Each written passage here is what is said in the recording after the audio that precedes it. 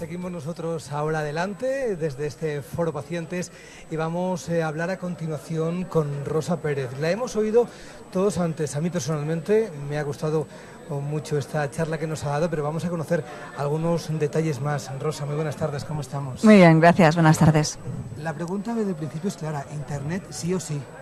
Sí, Internet sí, por supuesto. Creo que ha quedado claro con lo que hemos hablado antes, que es necesario estar en Internet. Es necesario estar, pero también hemos dicho, os hemos oído en varias ocasiones, que hay que identificar una web segura, una web donde nuestros datos no vayan a estar volando de un lado a otro y donde de verdad nos vayan a aconsejar bien. Pero ¿cómo encontramos esa web? Sí, es fundamental saber reconocer aquella web de confianza de la que no es de confianza. Para esto sí que es cierto que nos puede ayudar nuestro profesional sanitario, pero también tenemos que ser capaces de conocer estas páginas de salud y con las pequeñas indicaciones que he dado antes, pues podemos conseguirla, ¿no? Saber quiénes son los autores, ver el contenido, incluso los sellos de calidad nos pueden ayudar. ¿Podemos decir entonces que todas estas iniciativas están teniendo un gran impacto sobre la salud? En principio faltan muchos estudios, falta mucha evidencia científica. Estamos empezando a hacer estudios y a investigar sobre el impacto real sobre la salud. Por ahora lo único que tenemos son datos de consumo de estas aplicaciones y de estas páginas, y son datos muy elevados, por lo que entendemos o inferimos que los datos serán positivos cualitativamente, pero cuantitativamente son muy buenos los resultados. Vamos ahora a aprovechar la redundancia y aprovechar tu nombre, Rosa. ¿Qué está aprendiendo del blog de Rosa? Muchísimo. He aprendido en el poquito tiempo que llevo con el blog, he aprendido más que en toda mi carrera profesional como enfermera, como profesional de la salud, porque te llegas a compartir muchísimo más y llegas a acercarte muchísimo más a las personas mediante una página web que mediante el contacto de tú a tú. Parece increíble, pero es cierto. He tenido contactos de mucha más intensidad en Internet que en la vida real. Sigue siendo entonces muchas enfermedades o incluso cualquier enfermedad muy normal puede seguir siendo un tabú y nos da menos vergüenza hacerte una consulta en tu blog que hacerte en la consulta real. Sí, en el caso de las enfermedades raras, de las enfermedades a lo mejor que tienen un estigma social, son útiles las redes sociales por eso, pero también para hablar de la salud. No tanto de la enfermedad, sino también son útiles para hablar de la salud, ¿no? Que es el concepto que tenemos que manejar, la salud. ¿Y cómo en un momento determinado de repente a ti se te ocurre hacer un blog? Bueno, yo quería hacer un blog para pacientes, pero no lo quería hacer demasiado complicado, que no lo entendiera nadie, ni tampoco demasiado sencillo que perdiera credibilidad. Y como yo consumo mucho vídeo de YouTube, se me ocurrió hacer vídeos de salud. Y hago vídeos muy sencillos, de corta duración, accesibles, subtitulados, que son comprensibles para los pacientes y donde les educo en el autocuidado, porque creo firmemente que el autocuidado puede hacer más sostenible el sistema de salud. Podemos decir entonces que es más fácil enseñar un ejemplo y contarlo de viva voz. Siempre. Si yo te digo para sujetar el micro, cógelo con la mano derecha, acerca toda la boca, si te lo enseño cómo lo hago es más sencillo. Siempre, caso en vídeo. ¿verdad? Sí, para mí el vídeo es el mensaje del futuro. La verdad es que es una maravilla tener a Rosa con nosotros, pero vamos a darte las gracias. A ti, no solamente a vosotros, por estar esta tarde con nosotros, sino también por enseñarnos todo lo que nos acabáis de enseñar hace un ratito. Muchísimas gracias, un placer. A vosotros, gracias. Y a continuación de Rosa tenemos también a más invitados. Ahora estará conmigo en breves instantes Salvador Casado, que lo tenemos ya entrando aquí a mi izquierda. Salvador, ¿cómo estamos? Muy buenas tardes. ¿Qué tal? Buenas tardes, ¿cómo estás? Mi primera pregunta es clara. Sí. Estamos en las redes sociales, estamos aprendiendo, pero ¿no puede llegar a ser un riesgo de que alguien sin titulación, sin saber en realidad lo que nos está diciendo, se aventure a darnos un diagnóstico o a decir, oye, yo me estoy tomando no sé qué medicamento y me viene de maravilla, y sea contraproducente para ese paciente y peor para el médico para encontrar la solución? Sí, puede pasar. De hecho, yo creo que las redes sociales e Internet son como una especie de lupa grande que aumenta la imagen de nuestras relaciones sociales. Igual que es peligroso si hacemos caso mientras estamos en el mercado el consejo de alguien sobre un medicamento sobre salud, puede serlo una red social. La pregunta clave es ¿quién nos lo dice? ¿Es fiable? Entonces, esa es la pregunta que deberíamos hacernos siempre ante una información sanitaria. Ver si es una fuente fiable de confianza o no. Si conocemos la fuente, si conocemos realmente quién la produce la información, quién está detrás, si es un profesional, si no, si sabemos si tiene un perfil definido o si no lo tiene. Y yo, a la hora de información sensible como esta, sí pediría a cualquier ciudadano que esto lo tenga muy en cuenta, que mire sería la prueba del algodón. ¿Quién me está diciendo la información sanitaria? Y luego, si tengo alguna duda, que la contraste con quien verdaderamente sabe. Todos los ciudadanos de este país tienen un médico de familia, una enfermera, tienen sus especialistas, que lo contrasten siempre que haya alguna duda con ellos cuando vayan a consulta, o con personas que conozcan una red de pacientes, que tengan experiencia, pero que sea información contrastada, para que no tengamos resbalones ni errores. Se me ocurre pensar que en muchas ocasiones a lo mejor no es tan importante el que alguien te informe de un fármaco, sino que a lo mejor simplemente te escuchen. Sí. A veces tener un amigo en esa red social también puede ser tan importante como tener un médico. Sin duda. De hecho, yo creo que ahí está la sabiduría de este asunto, ¿no?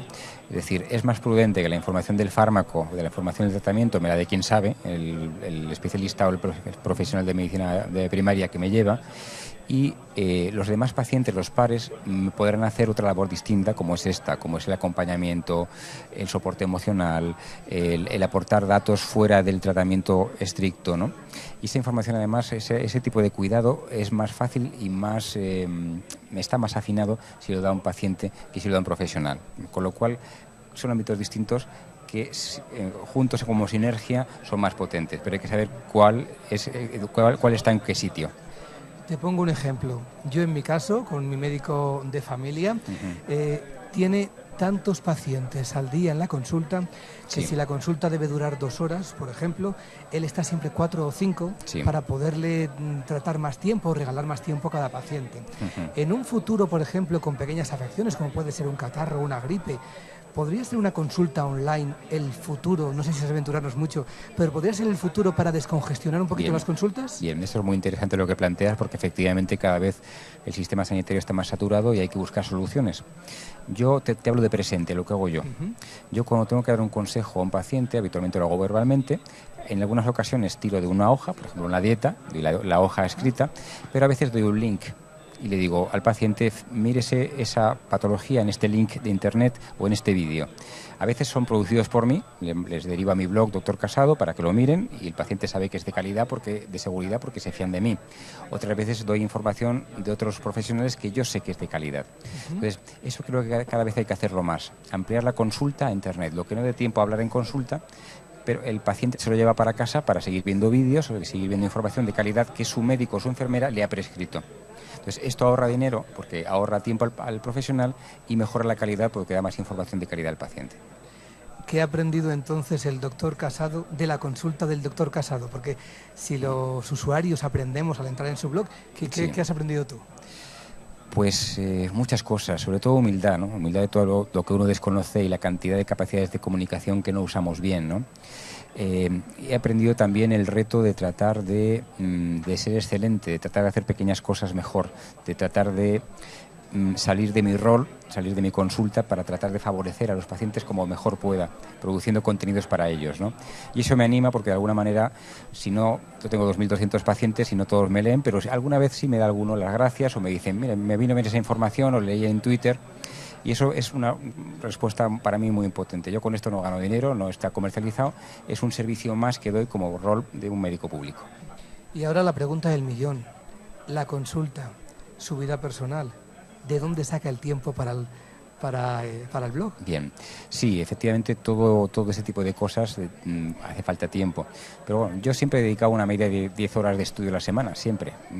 Ahora esas 10 horas, parte recibo información, parte la emito. ¿no? Entonces yo tengo escrito artículos científicos para revisiones, editoriales para revistas científicas, eso lleva tiempo. Y no lleva mucho más tiempo que... O sea, un blog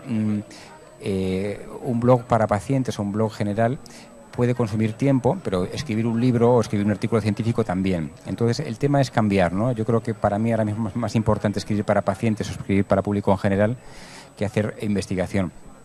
Cada cual tendrá que ver dentro de su rol sus prioridades y hacerlo. Y lo que tú dices es importante, ¿no? Salvaguardando la vida personal, porque la inversión hay que tenerla clara cuándo conectar, pero sobre todo cuándo desconectar. Salvador, muchísimas gracias A ti. Sobre todo estaremos en tu blog para que nos cures el catarro desde allí. Venga, gracias. Muchísimas gracias, un placer. Chao. Bueno, pues seguimos adelante. Tenemos a más invitados que van entrando poco a poco. Si no me equivoco, Mar Lázaro. No, soy Celia Martín, entonces tenía aquí, estaba entre uno y otro. Pues Celia, muy buenas tardes. Buenas tardes, encantada de estar aquí. A ti te toca salir al ruedo dentro de un poquito. Sí. Vas a hablar de esa encuesta que se ha realizado, que se ha presentado.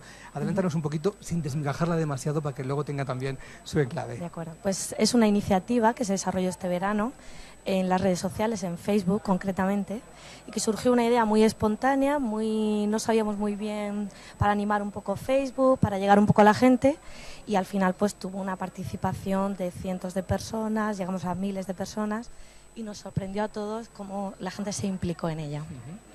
La verdad es que muchas veces cuando hablamos de salud, de enfermedades, nos vamos siempre, o nuestra cabeza se va siempre a las personas mayores. ¿Podemos enganchar a los jóvenes también en estos temas? Sí, yo creo que en redes sociales la gente mayoritariamente es más joven y cada vez más se va incorporando también gente más mayor, ¿no? que van sumándose un poco al mundo este. Por eso quizá es importante tener abiertos los dos canales, digamos el sistema tradicional del contacto directo, no perderlo siempre porque mucha gente no accede a este mundo, pero también estar presentes en el 2.0, ¿no? Porque al final es donde está la sociedad, donde están los pacientes y es donde tenemos que estar las asociaciones. Entonces ahora la pregunta al revés. ¿Podemos enseñar quizás a usar, aunque sea simplemente Internet, a nuestros abuelos y también engancharlos al 2.0? ¿Lo ves interesante? Yo creo que sí, que también esta generación más joven tiene un poco esa labor de enganchar, porque si no, al final se quedan un poco aislados en muchos sentidos, ¿no? Y creo que la gente mayor le coge mucho el gustillo cuando entra en Internet y ven que tiene acceso a todo ese mundo, ¿no? A toda esa información, se sienten mucho más apoyados. Es interesante. ¿Y qué has aprendido tú de las redes y de todos estos blogs? Pues he aprendido que es una herramienta muy importante que tenemos ahí y que tenemos que utilizarla. Como paciente, pues te sirve muchísimo para estar en contacto con otros pacientes, a veces te da el anonimato ese que necesitamos un poco para abrirnos y también desde el punto de vista de la asociación es muy interesante porque se ofrece ese servicio público que queremos dar a todo el mundo, ¿no? Al paciente, al profesional sanitario, a la sociedad en general. Pues muchas gracias y te escucharemos dentro de un ratito en la siguiente mesa. Un placer. Muchas gracias. Hasta ahora. Bueno, pues seguimos adelante. Tenemos también con nosotros a... Un momento, porque esto es puro directo. Además, espera, vamos a deciros la hora para que veáis. Aquí tiene Rosa. Muchas gracias. Esto es puro directo. Necesitaba, lógicamente, su móvil y sus cosas para poder seguir trabajando. Tenemos a Juan José Cabanillas. ¿Qué tal estamos, Juan José? Muy buenas. Acércate al micrófono. Muy buenas.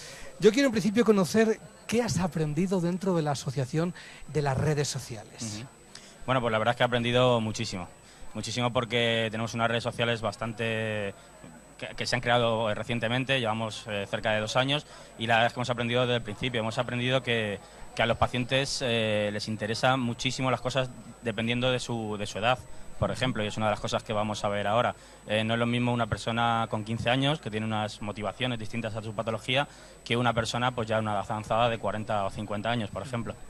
¿Recomendarías entonces las redes sociales a todos los usuarios de asociaciones de pacientes? Sí, a usuarios desde luego, no hace falta que lo recomiende porque yo creo que es una tendencia de que la gente va por ese camino, ¿no? Hay cifras que demuestran, bueno, cerca de universitarios, un 90% de personas que en la universidad que utilizan redes sociales. En las asociaciones de pacientes es el camino que nos queda por recorrer y por supuesto recomiendo su utilización. Creo que no vamos a poder perder mucho y tenemos mucho que ganar, sin embargo. Entonces, ¿estáis encontrando una respuesta masiva dentro de todo el mundo online 2.0? Sí, por supuesto. Podríamos decir que es una respuesta masiva. A lo mejor de momento no tanto como quisiéramos, pero es una tendencia que va en constante crecimiento y desde luego en cada canal que hemos entrado, y son diversos, Facebook, Twitter, Twenty, blogs, página web, en cada una de ellas se suban miles de personas, ¿no? También, lógicamente, dependiendo el público que tengas a tu disposición en el sentido de que le esté afectado por esa patología, pero sí, desde luego la respuesta siendo muy masiva. Hablábamos antes con el doctor Casado que también puede haber un riesgo de que quizás alguien dé una información errónea, alguien que necesite a lo mejor una enfermedad complicada y por la desesperación escuche algo que no debe. ¿Desde los pacientes también estáis pendientes de esta problemática? Sí, por supuesto. De hecho, en redes sociales nos encontramos cada día con personas que intentan colarnos determinadas medicamentos, determinadas situaciones o ideas que por supuesto pueden denotar intereses ocultos detrás. Entonces lo fundamental, y lo hablábamos antes, lo hablaban los compañeros antes, es establecer un protocolo de actuación, por supuesto que respete reglas básicas desde el respeto hacia el otro, y por supuesto que intente eliminar todo tipo de comentario que sea susceptible de haber una sospecha de algún interés comercial o todo lo contrario, ¿no? Puede ser que critiquen un determinado medicamento porque también esconda, ¿no?, un interés en contra de ese medicamento. Entonces, sí, por supuesto, estamos atentos, lo vigilamos y lo moderamos, que es lo importante. Entonces, todo regulado y bien hecho, Internet sí. Sí, todo regulado, bien hecho, profesionalización, es una cosa que me gustaría hablar. Profesionalización tanto de la persona que puede gestionar o el equipo que gestiona esto, como profesionalización de los canales. O sea, las redes sociales, cualquier persona puede tener un perfil, pero una organización de pacientes o no, debe tener un perfil profesional, regulado y que sea oficial y visible, por supuesto. Eso es. Pues muchísimas gracias y en nada te escuchamos de nuevo. Muchísimas gracias. Muchas gracias, un placer. Hasta luego. Bueno, pues nosotros seguimos adelante. Dentro de unos minutos vamos a ofrecerles la segunda parte después de este pequeño descanso del sexto foro de asociaciones de pacientes 2.0.